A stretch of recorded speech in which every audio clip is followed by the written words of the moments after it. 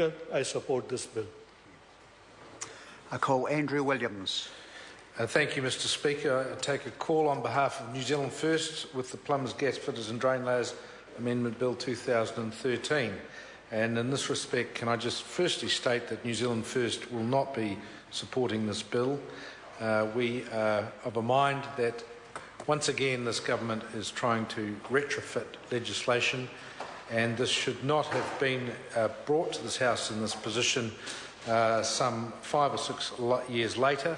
This government's been in power for 5 odd years, and quite frankly it is too often that retrospective legislation is being put in place to sort out problems of this nature.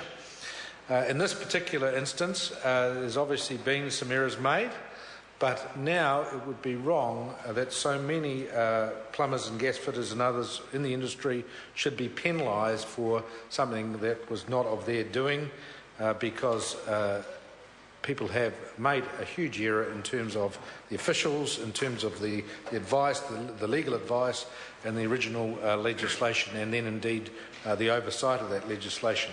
And therefore innocent parties and people who are going about their business should not now be hounded retrospectively for money, in many cases where they simply don't have those funds to pay the retrospective fees that are being trying to be charged.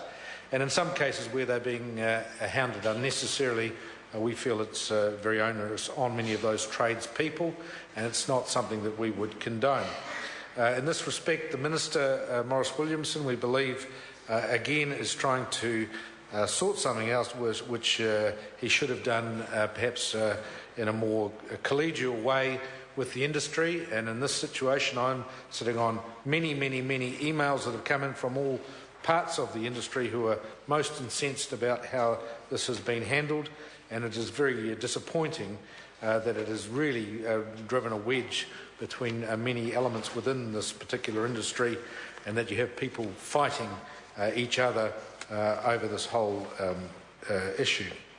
Mr. Speaker, this government seems to be getting into a habit of if something's not quite working, let's change the law, or let's rewrite the law, or let's change the legislation.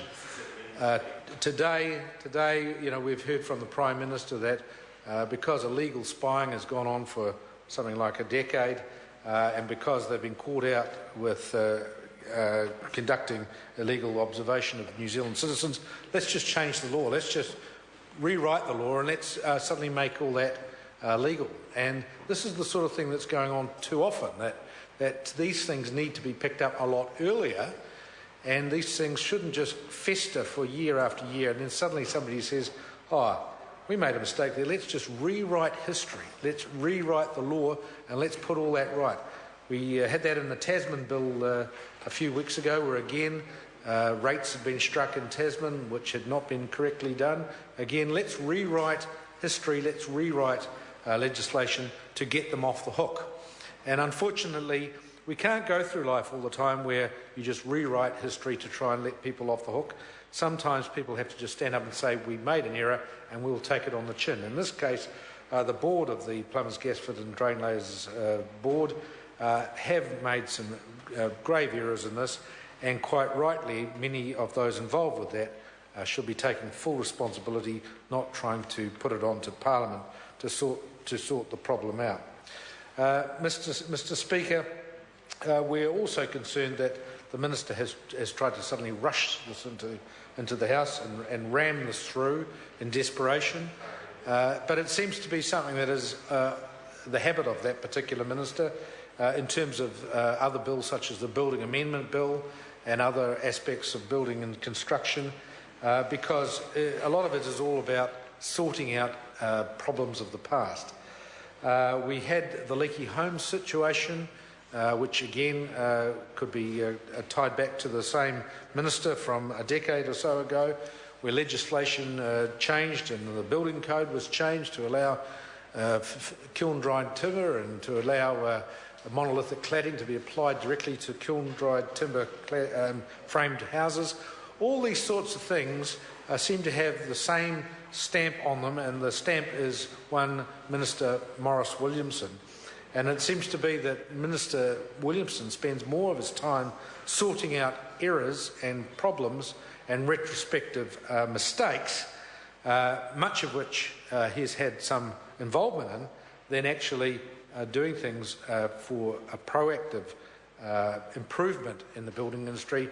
Much of it is very negative in terms of dumbing down the building industry and taking away. And it is somewhat ironic that under the building amendment bill that's going through the House, there's proposals to have a lot more self-regulation, to have a lot more checking by the tradesmen, to have a lot more hands-off, to have less council and local authority involvement in oversight of inspections and all that sort of thing. So on the one hand, this minister is saying, let's remove a lot of the legislation around controls and compliance by local authorities and let the building industry have a lot more of their own say in these things, and a very much a hands-off approach from this minister. But then he turns around and comes to the House with this particular bill, where he suddenly wants to impose the legislation to tighten up the restrictions on the plumbers, gasfitters and drainlayers. And it's almost as if he can't decide quite what he wants as a minister. Does he want hands-off or does he want hands-on? But he seems to want to back two horses in this respect, and he's in two minds as to which way he's going. In this respect, there are elements of this industry that are very aggrieved by this. They feel that they are being hard done by, and quite frankly, the ministry and others involved in building and construction, and the minister himself should have addressed this a long time ago, so it wasn't a situation of many, many years, going back to 2006 or 7, that these levies were incorrectly charged, or incorrectly that they were going after people who they could not lawfully go after for the levies. So in this respect, New Zealand First has great difficulty with this. We think again that you could drive a bus through this bill in terms of the message it's sending, in terms of this legislative chamber and the way Parliament works, and New Zealand First will not be supporting it. Dr. Cam Calder. Mr. Speaker, I don't think, despite the disagreement in the House, I don't think anybody would disagree that the quality of plumbing and gas fitting impacts directly on all